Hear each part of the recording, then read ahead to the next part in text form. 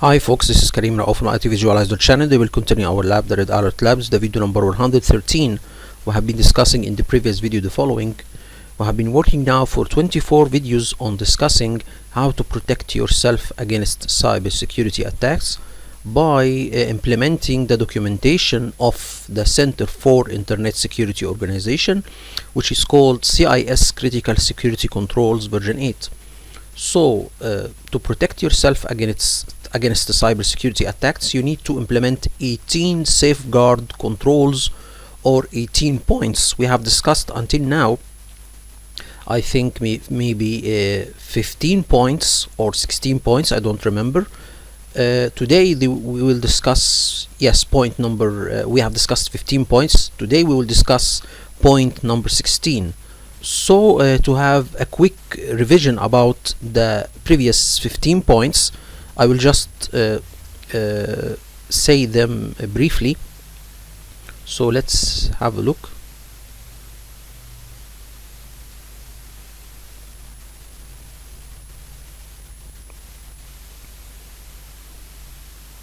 So the first point is to have an inventory and control of your enterprise assets hardware. The second point is to have an inventory and control of your enterprise asset software. What we mean by control here? Control is to always edit, revise, and update your inventory. So if there is old inventory, hardware inventory, you should get it out of your inventory list. If there is an old software operating system, you should get it out of your software inventory list. So this we mean by control. Control is to update, edit, and remove old assets and include new assets. Okay. The third point is to have data protection, to protect your data when it is in two states. The data has two states, when it is in rest and when it is in transit. So you should protect data in both cases. The normal process for protecting data when it is in rest is to encrypt it, and as for protecting data in transit, to apply or to transmit data with secure protocol like SSH or HTTPS protocols. This is in brief. Okay. The fourth point is to secure configuration of enterprise assets hardware and software. So you need to have a database to contain all of your enterprise assets hardware and software configuration in a single location, in a single database, and you should secure this database maybe by encrypting the database. And to secure your enterprise assets hardware and software configuration, we mean by security here is to harden the configuration of your enterprise assets hardware and software. So some assets, if it's a hardware asset or a software assets, contain some weak configurations. You need to harden it or to protect these weak configurations, maybe by disabling the configuration itself or by applying certain steps to make it more stronger. So this what we mean by secure configuration, to secure the configuration of your different devices by disabling unnecessary configuration, to revise configurations and delete old configurations that are not needed anymore. So we need to secure our configuration, by hardening it, and to secure our configuration by protecting it in a single location and storing it in a single location. Also, there is also a lot of things, but this is in brief. Okay. The fifth point is to have an account management system, or to perfectly manage your accounts in different operating systems and in different devices. So what we mean by account management: to control accounts, create new accounts, delete old accounts, provision and monitor accounts that have high access privileges. Okay, this is point number 5. Point number 6, to have access control management. We need to control the permissions given to different accounts to access different resources within our network. This is called access control. We need to control the access to different resources within our network. We need to only give accounts the access control rights they need, or to give them the rights to access certain resources as their job description state. So for example, Maybe I am an accountant. I need to access the financial application. I am an accountant, so I don't need to give you the rights of a financial manager to access the financial application. So the account or the normal accountant privileges are not like the financial manager accountant privileges or account privileges on the financial statement, also not on the financial application. So not to give excessive rights to user accounts. So this is one thing. And to control or to protect the access to our resources, for example, by using multi-factor authentication. This is something like you are not asked only to provide a username and a password to access resources, but to provide a code sent to you on your mobile to access the resources with your password and username. Okay, this is called multi-factor authentication. This happens a lot when you are trying to access your Google Gmail or Gmail account, for example. Point number 6. Point number 7, to have a continuous vulnerability management system, you need to deploy a system that will scan for vulnerabilities within your network, and to do this process regularly, and to document the vulnerability results so we can forecast the future vulnerabilities, and to have a vision about what are the weak points within our network. And we need to choose a software or a good software that can scan for vulnerabilities, and this software should be always updated as an application and always updated by the recent vulnerability attacks that appears on the internet. Okay, and we need to have a plan to remedy the vulnerabilities. If there is some vulnerabilities that need our work environment to stop, then we need to have a good plan to have a maintenance window so we can fix the vulnerability. So not to stop our production environment to fix a vulnerability. We need to have a plan to do this. Okay, so this is point number 7. Point number 8, to have an audit log management.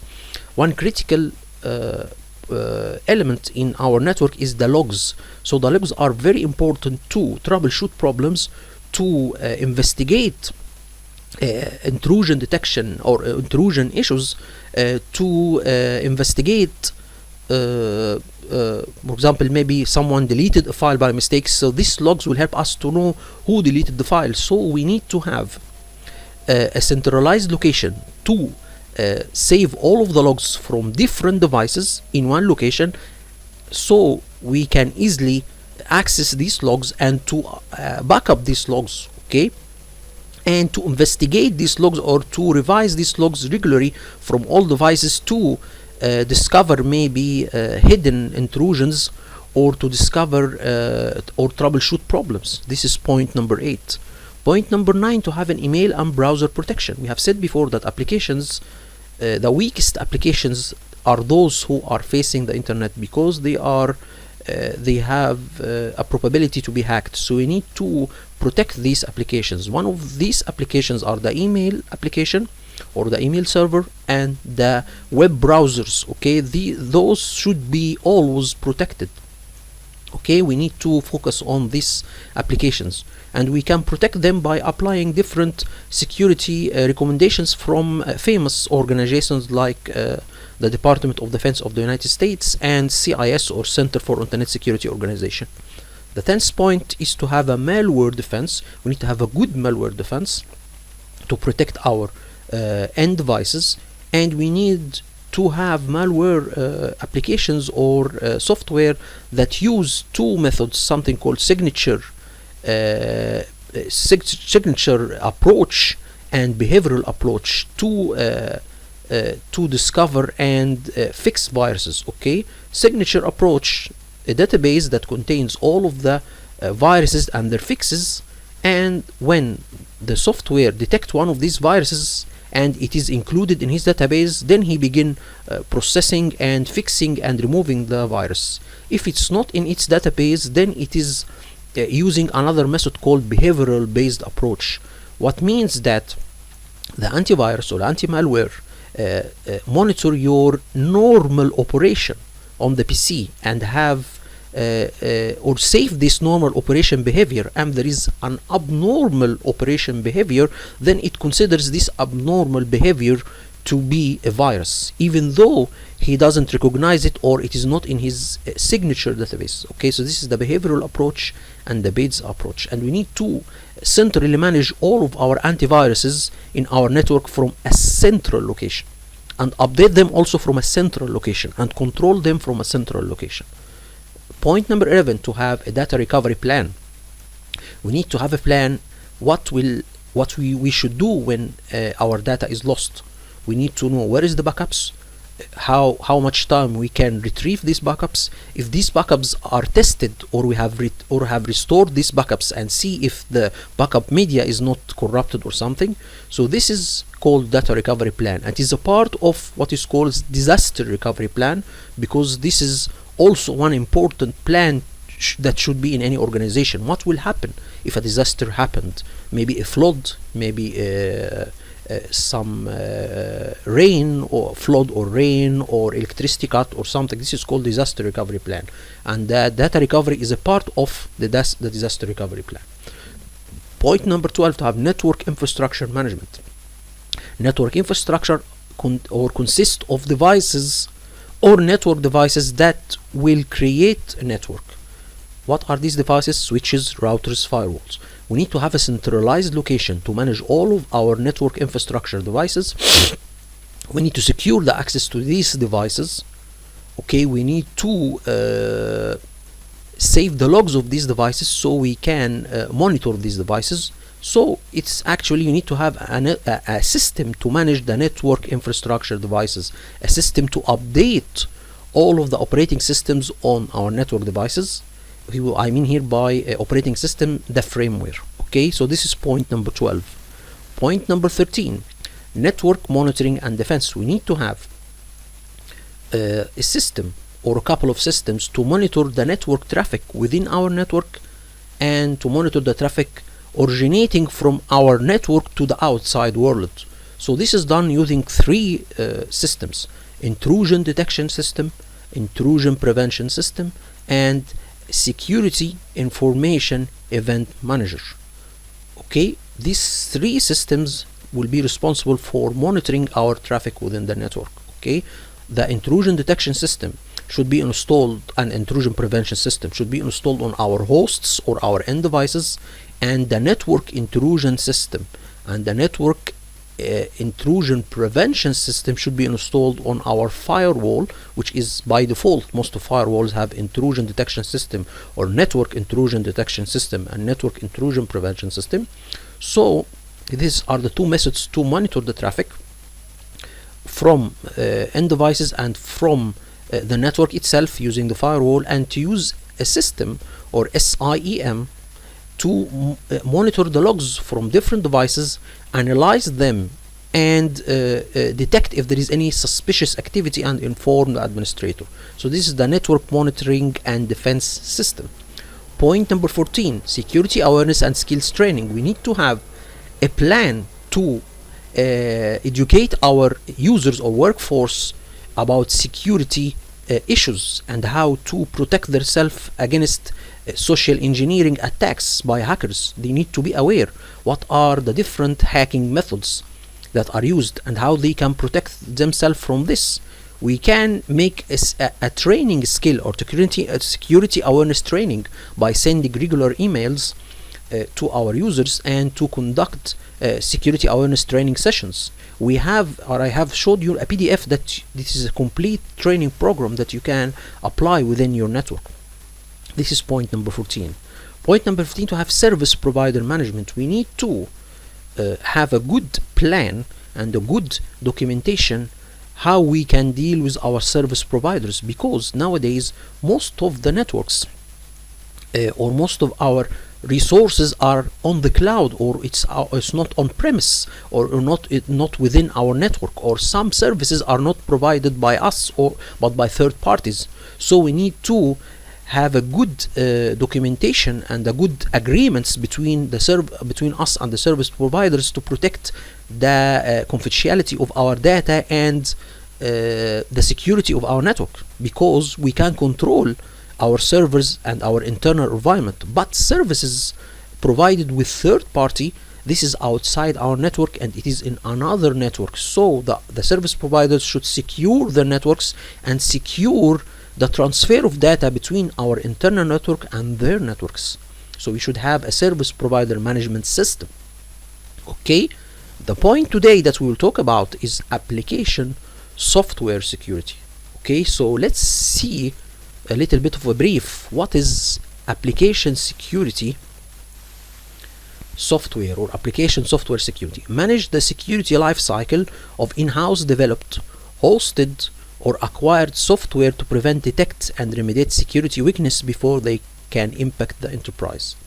So here is talking about not to secure an application. We have said before that we can secure the application by securing the configuration of the application. Okay, this is not the point here. He's talking about application software security. He's talking about the code or the programming code that the application is written with, or the design of the application. There is a framework or a design for the application. These things should be secured, okay, and should be monitored and should be updated if there is any viruses or any security issues concerning the code that this application is written with. Then the code should be updated. So we need to have a system to secure our application. Okay, secure it from a programming code perspective and the design of the application itself. We will see now what we mean by design, or to have a good framework to when we are designing our application. The framework will ensure that our application design and coding is secure. We will see what is a framework, but first we need to see what are these application software security controls. We need to have something like some examples, and actually the CIS will give us some controls how to secure our application. But first I have other controls from a PDF I have seen in the internet, but let me first see what or why are application security controls important.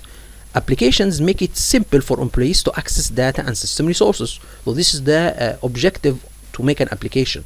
They also introduce ways for hackers to penetrate core systems.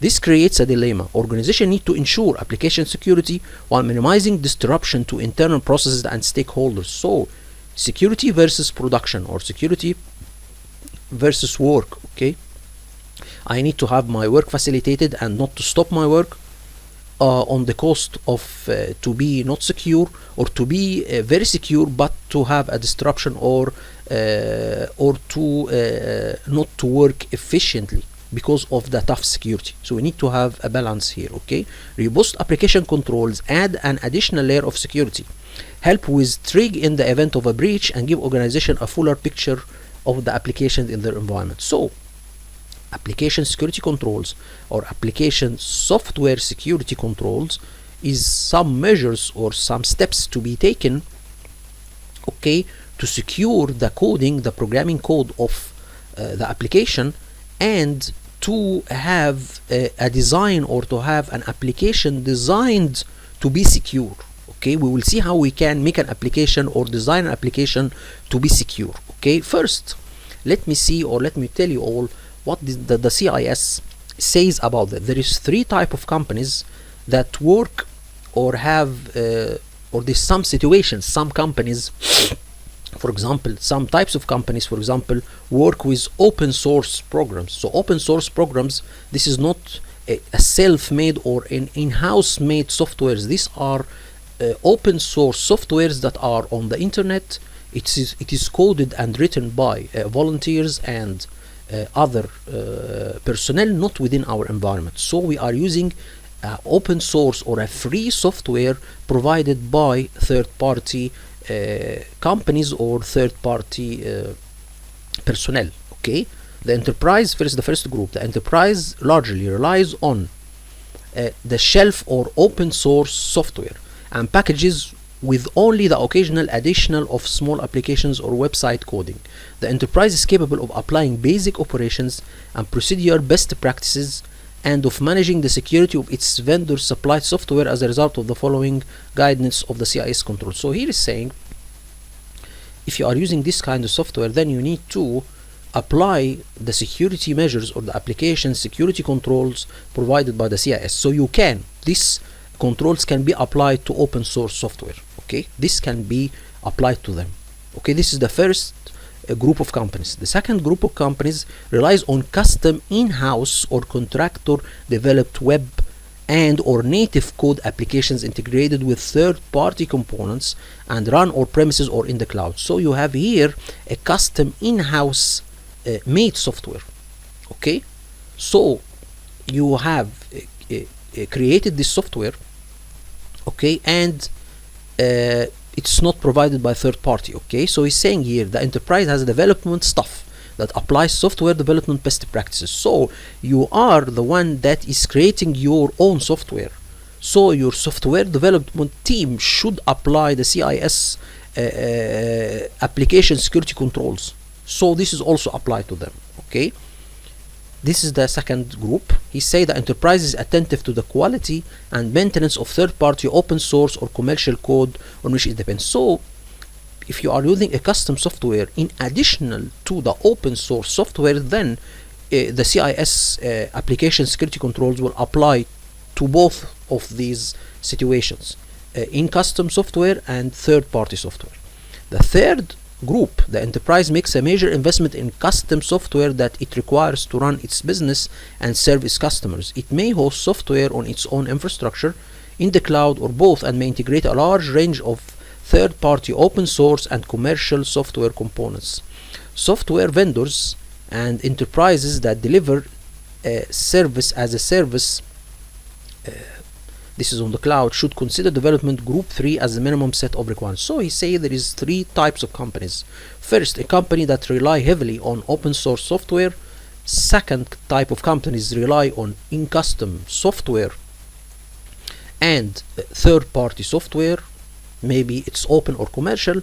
And the third one relies heavily on custom software. Okay, so these are the 3 types of companies. In short, most of the companies use third-party software, free or commercial, and some in custom development or some in custom software. So all of these type of companies, the CIS application security controls will apply to them. Okay, so why we are studying, why me as a IT should take into consideration or bother myself with application security controls?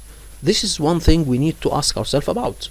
So when I am talking about why I should focus on application security controls, because when I will have a contract or I will buy a software, then the vendor applying the software should have a clear, visible vulnerability response process. So I will choose a vendor that has a clear and visible vulnerability response process. The absence of a response process or attempts to hide it behind the wall of non-disclosure agreement is an indication of a vendor that is not committed to product security and is unlikely to prepare to deal with security problems when they occur. So we need to, when I am an IT, is choosing a software, the vendor of this software should give me his plan if a vulnerability is discovered in his software, what he will do, what is the plan for regularly scanning for vulnerabilities in his application. Okay, so this is one thing, or this is why I should focus on reading on application security controls, because from them I will decide which application or which vendor I will choose. Okay, so this is one thing. Such vendors should be avoided unless the customer is very certain that no security problem in the product could possibly cause harm.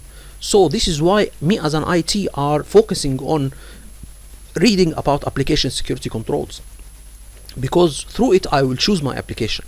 Software developers should be committed to a process-based approach software security. So the vendor should have a clear vulnerability response process, and the software developers of this application should be committed to a process-based approach to software security. That process may be limited to just having a commitment and a plan to deal with discovered vulnerabilities, or it might span a full spectrum of activities that cover the entire software development lifecycle.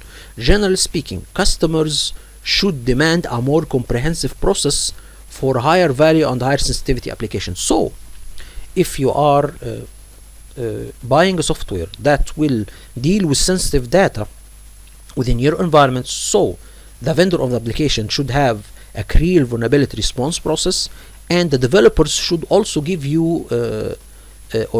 there should be a plan or should be a vision from the software developers to protect the software during its development life cycle. Okay, so in short, the vendor should have a clear vulnerability response process. The software developers should have a clear vision how they will secure the application within its life cycle. And the third point, the software provider should be transparent about their process, or their coding should be available to you. So if you have an internal development team, then they should investigate the third party software that we are acquiring and that we are purchasing.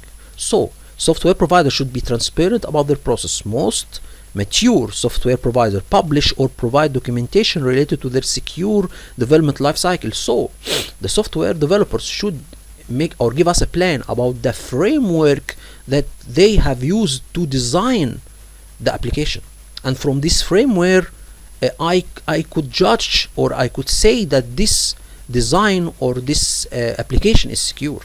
But even smaller organizations should be willing to answer basic questions about how they handle vulnerabilities that arise. For some more critical types of software, vendors may be willing to provide specifications about the tools and techniques they use, the security bugs that they test for, down to the level of individual tool reported errors, and their bug bar for identifying must-fix security bugs. So may even to be able to offer third-party verification that they adhere to their own processes. Anyway, from here we can deduct, or we can make a conclusion.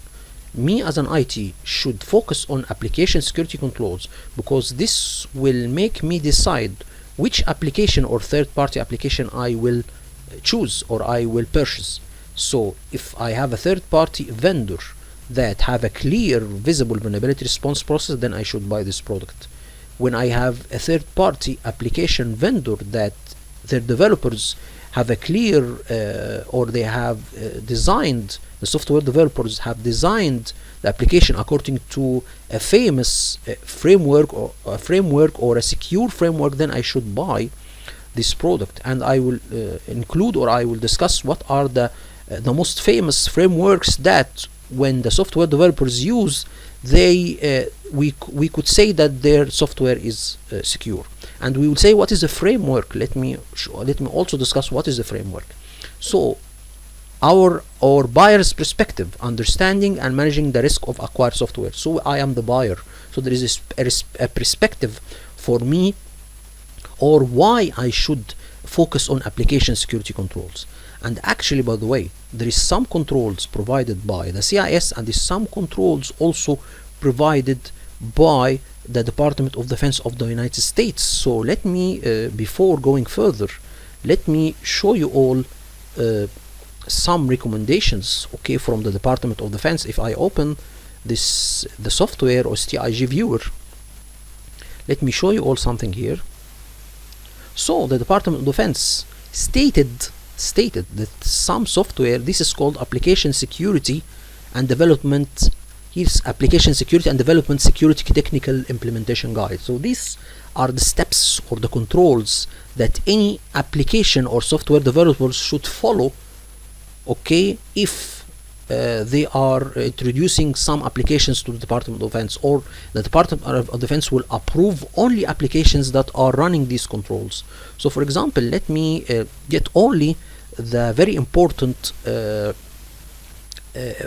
points, because we have here the severity points.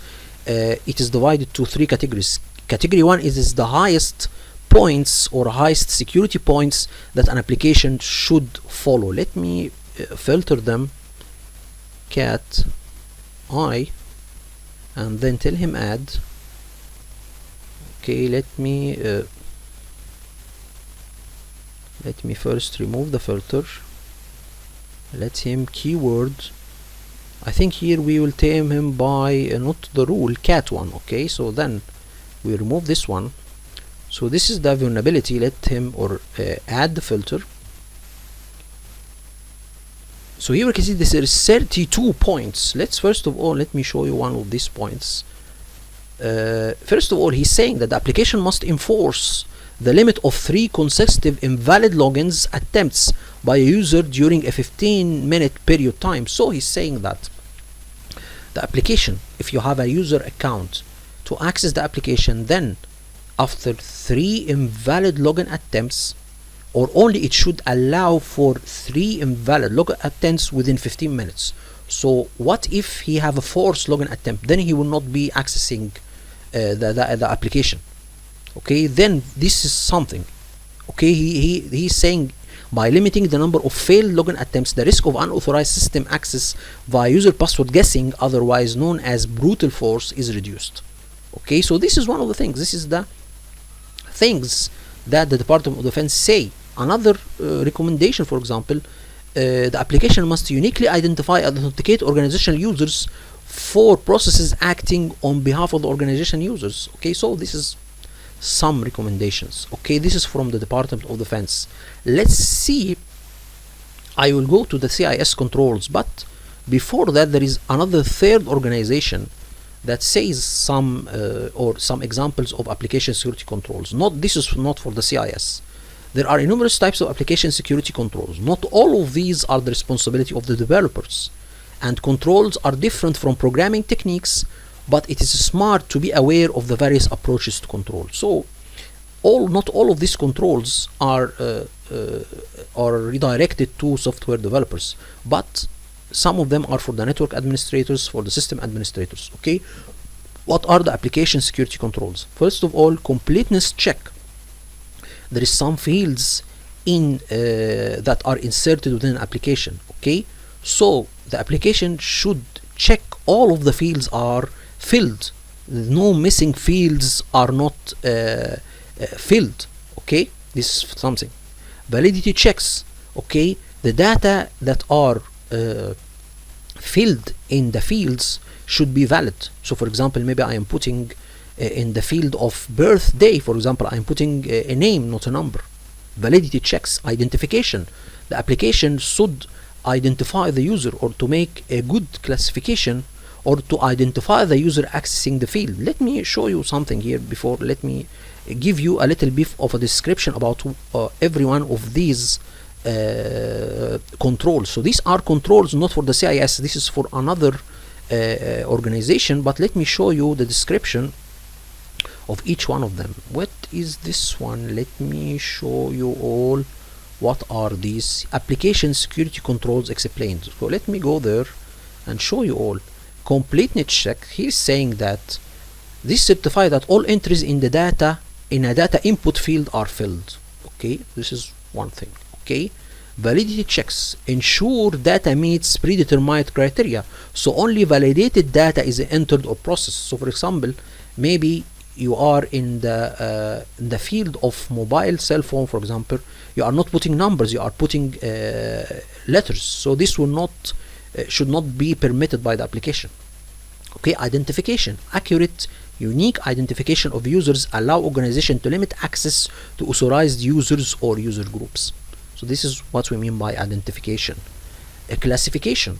Okay, data entered in the application should be classified into groups based on sensitivity levels, risks, regulatory compliance requirements, or other relevant characteristics. So these are all controls. First of all, the first control or application security control, completeness check. All fields should be filled. All fields should be data enters in this field should be valid. Identification, the user identification should be known, and the user should be authorized. Okay, and classification, data entered in the application should be classified. Okay, logging, if a breach or suspicious activity is detected, logging enables you to examine any user activity. So for example, if you are purchasing an application that doesn't have the logging feature, then you should not purchase this application, because this is not security, or this is not good for an application. This is one of the most important application security controls. Encryption can apply to individual or more broadly, so the application should apply encryption protocols. So for example, when you are using a KeyPass, you know the program of KeyPass. KeyPass is a password manager software. So this software encrypts the passwords and the usernames. So this is also a good thing. If this is a sensitive application, or data entered in this application is sensitive, then this application should encrypt the data. Okay, authentication to confirm whether a user software component's claimed identity is valid. So authenticate here means verifying that the user is correct. These confirm whether a user or a software component claimed identity is valid, a prerequisite for enforcing identity-based access governance. So we should have a way to authenticate, to verify this user is an authorized user, and after I've verified that he is authorized to access the system, then I should authenticate him, or I should authenticate him, okay, if he is an authorized user to access the system. This is point number 6, I think. Access control, to limit every user in the application to access certain resources. So for example, if it's financial application, then a cashier should access certain parts of the software, okay, based on his access control. So for example, maybe these limit access to application system to authorized user, IP addresses or application allow list, whatsoever. He's saying here that access control here, you should not here for the application resources, but here who can access the application and to do what, okay, to access control. For example, maybe allow some IPs, okay, or other applications to access the application, or some users to access the application. Anyway, I think this is related to not permissions. Access control means the limit access to application to authorized users. Okay, so this is access control. IP addresses or applications allow list and deny lists are two approaches to access control. A blocker, for example, okay, allowing list limits access to an approved list of entries, while deny list automatically allows access except to a list of blocked entries. Input controls ensure only authorized inputs can be fed into the application. We have said before that each input, or there is some authorized inputs. So for example, you are putting an invalid or you should, for example, maybe when you are typing the number, you should put it in a certain order. Okay, for example, you are putting numbers, for example, cell phone, but you are putting it without or with missing fields or with additional fields. Maybe for example, your cell phone is 16 numbers, you are putting 17. So this should not be allowed. And for example, you are not typing the country code, so this also should be not allowed. Input control.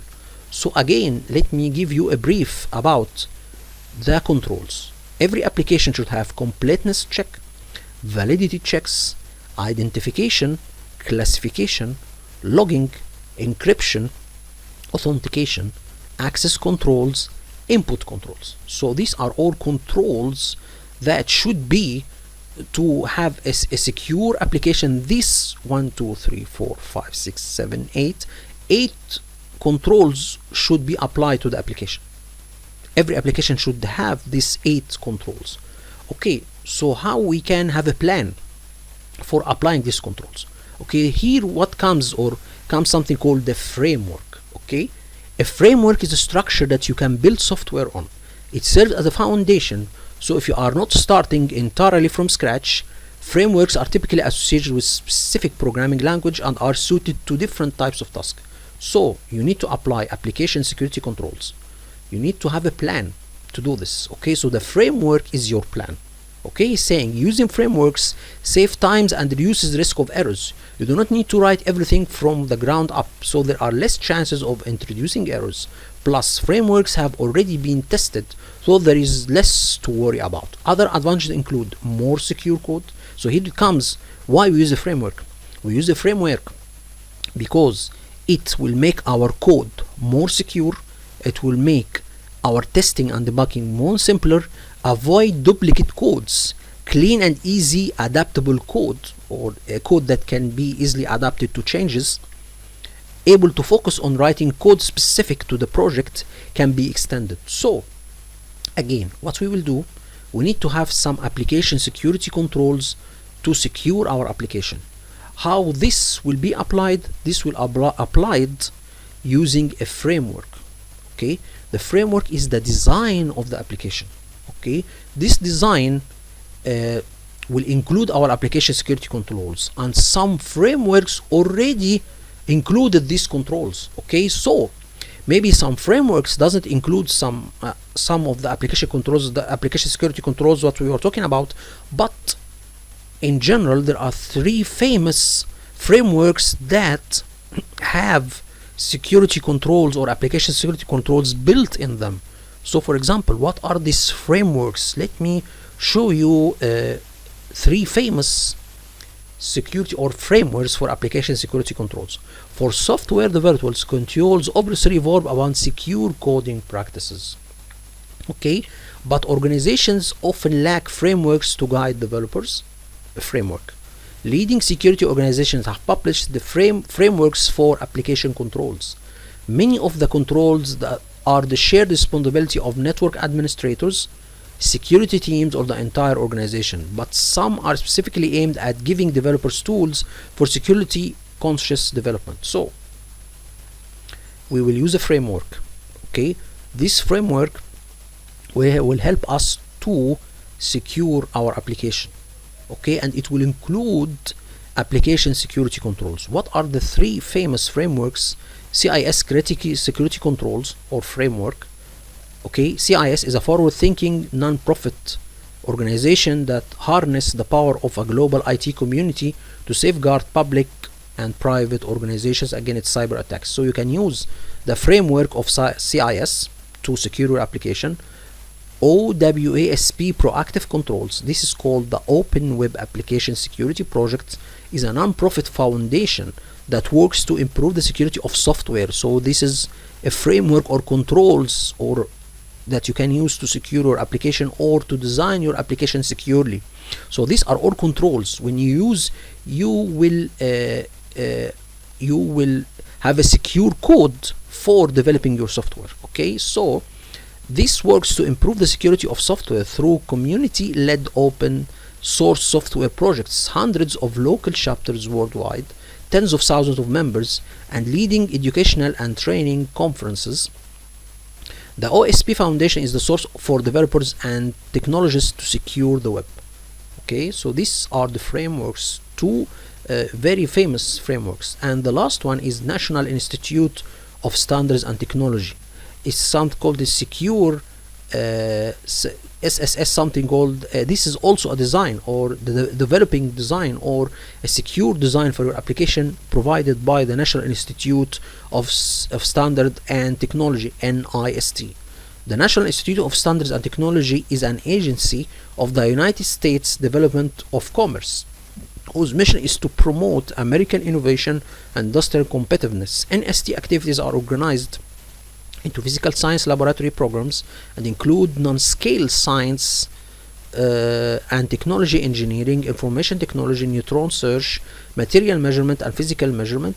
From 101 to 1988, the agency was named the National Bureau of Standards. Okay, so now these are 3 frameworks or 3 controls that you can use to secure your application. Okay, we will talk about the CIS, critical security controls. Okay, so this is things, okay, we will discuss, but let me see first if we have still time, because I think I have, yes, 43 minutes. Okay, so before that, let me see something here. For example, maybe companies from around the world have embraced the use of framework, including JP Morgan. So, for example, the National Institute Standards and Technology Controls for securing applications, these are applied or implemented by JP Morgan, Microsoft, Boeing,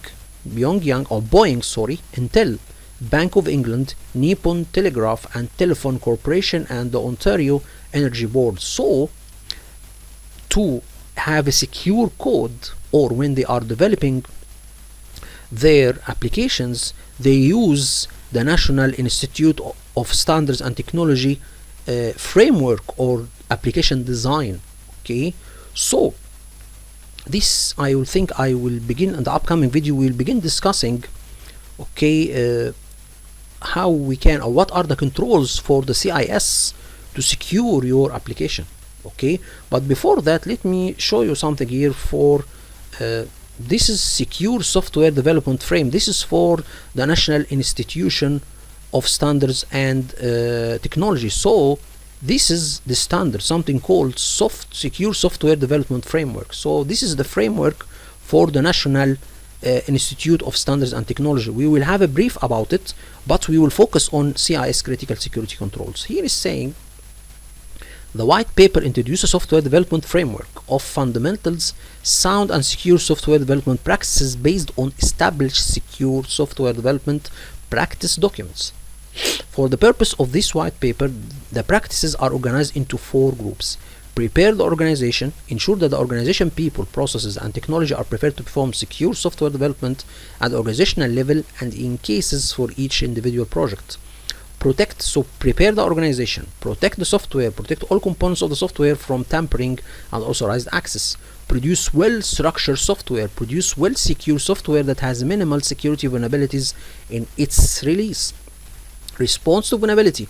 Identify vulnerabilities in software releases and responds appropriately to address those vulnerabilities and prevent similar vulnerabilities from occurring in the future. So this, he's saying that these are practices. So secure software development framework, these are practices, okay, how to have secure software. It is divided into 4 groups. We have seen this. Each practice is defined with the following elements. Practice, a brief statement of the practice along with the unique identifier and application of what the practice is and why it is beneficial. Task, an individual action or actions needed to accomplish this practice. So maybe there is security control or a best practice.